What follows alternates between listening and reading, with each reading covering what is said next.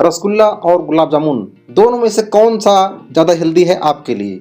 रसगुल्ला और गुलाब जामुन दोनों ही मिठाई के चाहने वालों की पहली पसंद है, लेकिन क्या आपने कभी सोचा है इनमें से कौन ज़्यादा हेल्दी है? आज हम दोनों की न्यूट्रिशनल वैल्यू की तुलना करेंगे और जानेंगे कौन सा बेहतर विकल्प है आपके पास। चलिए शुरू करते हैं आज का ये खास वीडियो। अगर हम 100 ग्राम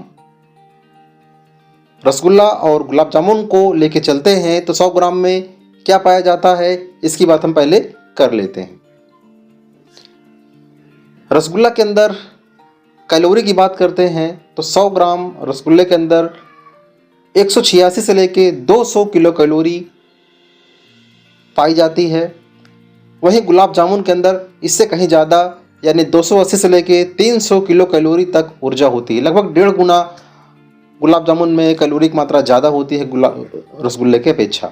दूसरा कार्ब्स की बात करते हैं तो दोनों में सेम है, 40 से 45 ग्राम कार्ब्स रसगुल्ले में है और 40 से 45 ग्राम ही कार्ब्स गुलाब जामुन में पाए जाते हैं। चीनी की मात्रा की बात करें तो रसगुल्ले में 30 से लेकर 35 ग्राम चीनी की मात्रा होती है, वही 35 से लेकर 40 ग्राम गुलाब जामुन के अंदर चीनी की मात्रा पाई जाती है। दूसरी चीज़ खास है वो है प्रोटीन। तो यहाँ पर जो रसगुल्ला बाजी मारता है 3 से 4 ग्राम प्रोटीन है और वहीं पर 3 से 4 ग्राम प्रोटीन गुलाब जामुन के अंदर भी पाया जाता है। फैट की बात करते हैं तो यहाँ पर मात्र 1 से 2 ग्राम रसगुल्ले के अंदर फैट, लेकिन 12 से लेकर 15 ग्राम यहाँ पर गुलाब जामुन के अंदर फैट पाया जाता है। कैल्शियम की बात करते हैं तो लगभग दोनों में एक समान कैल्शियम की मात्रा पाई जाती है। रसगुल्ला कम कैलोरी और कम फैट वाला होता है क्योंकि यह डीप फ्राई नहीं होता है। वहीं गुलाब जामुन के अंदर फैट की मात्रा और शुगर की मात्रा ज़्यादा होती है क्योंकि इसे या तो घी में या तो तेल के अंदर तला जाता है, फिर इसे चाशनी में डुबोया जाता है। तो यानी कि रसगुल्ला और गुलाब जामुन में अगर आप तुलना करेंगे तो कहीं ना कहीं गुलाब जामुन के अपेक्षा रसगुल्ला आपका बेटर हेल्दी ऑप्शन अभी तक न्यूट्रिशनल वैल्यू के आधार पर हमें सामने मिला है। क्यों? रसगुल्ला खाने से क्या क्या फ़ायदा हो सकता है? इसके अंदर गुलाब जामुन की अपेक्षा कम कैलोरी है और कम फैट है। इसकी वजह से आप वेट मैनेजमेंट अगर आप करना चाहें तो बेहतर विकल्प हो सकता है। आप दोनों में से किसी एक को चुनना चाहें तो आप रसगुल्ले को ही चुनें, ना कि गुलाब जामुन को चुनें। दूसरा, पनीर से बने होते हैं तो रसगुल्ले के अंदर कैल्शियम अच्छी मात्रा में पाया जाता है जो हमारी हड्डियों के लिए अच्छा माना जाता है। अगला जो लाभ है वो है हल्का मीठा होता है। रसगुल्ला हल्का मीठा होता है गुलाब जामुन की अपेक्षा और पचने में भी आसान होता है। नुकसान क्या है? अगर उसी रसगुल्ले को अधिक चीनी के कारण ज़्यादा चीनी के कारण ब्लड शुगर भी बढ़ा सकता है। रसगुल्ला भी बढ़ा सकता है और गुलाब जामुन भी बढ़ा सकता है। तो ऐसा नहीं है कि रसगुल्ला खाएंगे तो आपका शुगर लेवल स्पाइक नहीं होगा, इससे भी होगा। अब बात करेंगे गुलाब जामुन के फ़ायदे। पहला जो फ़ायदा इसका है एनर्जी बूस्टर, यानी कि अधिक कैलोरी और फैट के कारण आपको तुरंत इंस्टेंट एनर्जी ये देता है। दूसरा है ये रसगुल्ले की अपेक्षा काफ़ी सॉफ्ट होता है और टेस्ट इसका काफ़ी अच्छा हो जाता है और बेटर हो जाता है क्योंकि ये तला होता है। तला होने के कारण इसका स्वाद और टेस्टी हो जाता है। लेकिन अगर हम नुकसान की बात करें तो सिंपल वही बात है, तला हुआ होने के कारण इसके अंदर ट्रांस फैट और कोलेस्ट्रॉल ये आपके शरीर के अंदर ले जाता है, बढ़ा सकता है। अधिक कैलोरी और शुगर की वजह से ये आपका वेट गेन भी कर सकता है। यानी अगर आप वेट गेन करना चाहें तो कहीं ना कहीं आपके लिए बेटर ऑप्शन है गुलाब जामुन।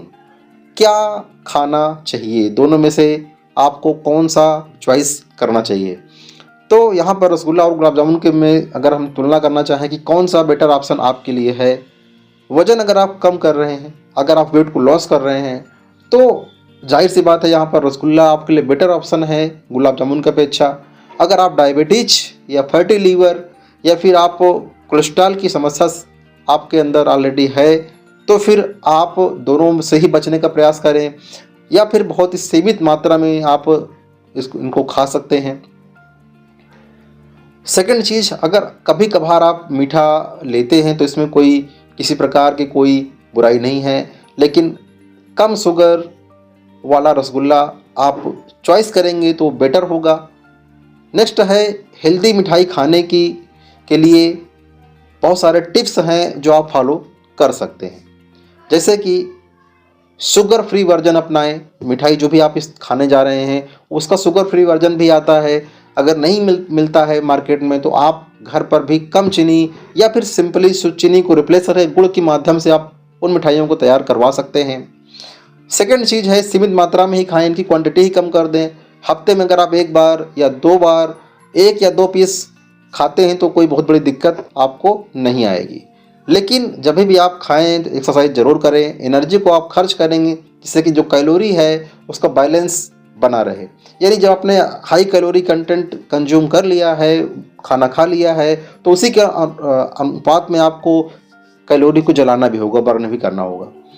तो गुलाब जामुन का एक और वर्जन आता है, वो होता है बेक्ड वर्जन। बेक वर्जन अगर आप इस्तेमाल करेंगे, ट्राई करेंगे तो डीप फ्राई के अपेक्षा बेक वर्जन बेटर होता है, क्योंकि इसके अंदर डीप फ्राई वाला जो फैट है वो नहीं आता है।